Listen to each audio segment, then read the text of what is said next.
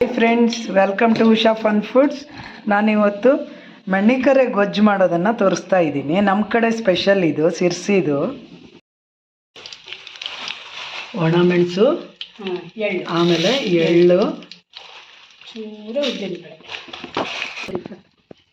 ಈಗ ಚೆನ್ನಾಗಿ ಹುರಿದಿದೆ. ಇಲ್ಲಿ ಕಾಯಿ ತುರಿದಿಟ್ಕೊಂಡಿದ್ದೀನಿ.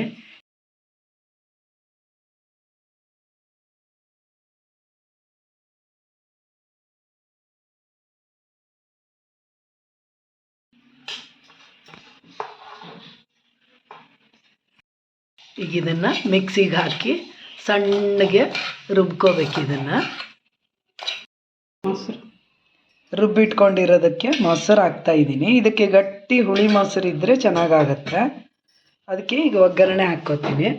ಒಗ್ಗರಣೆಗೆ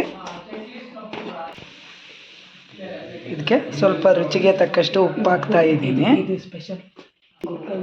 ಇದು ಕೆಂಪು ಉಪ್ಪು ಫ್ರೆಂಡ್ಸ್, ಗೋಕರ್ಣ ಉಪ್ಪು, ತುಂಬ ಚೆನ್ನಾಗಿರುತ್ತೆ ಇದು.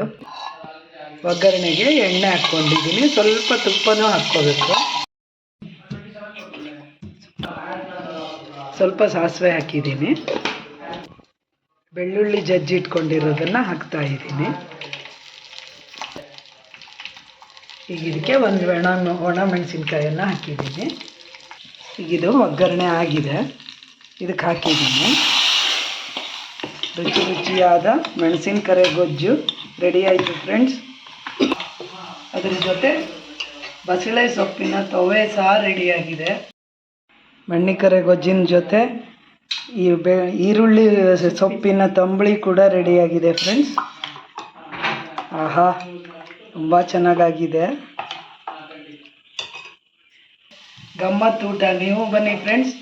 ಯಾರೆಲ್ಲ ನನ್ನ ಚಾನಲಿಗೆ ಸಬ್ಸ್ಕ್ರೈಬ್ ಮಾಡಿಲ್ವೋ ಸಬ್ಸ್ಕ್ರೈಬ್ ಮಾಡಿ, ಲೈಕ್ ಮಾಡಿ, ಶೇರ್ ಮಾಡಿ. Thank you for watching. Bye bye.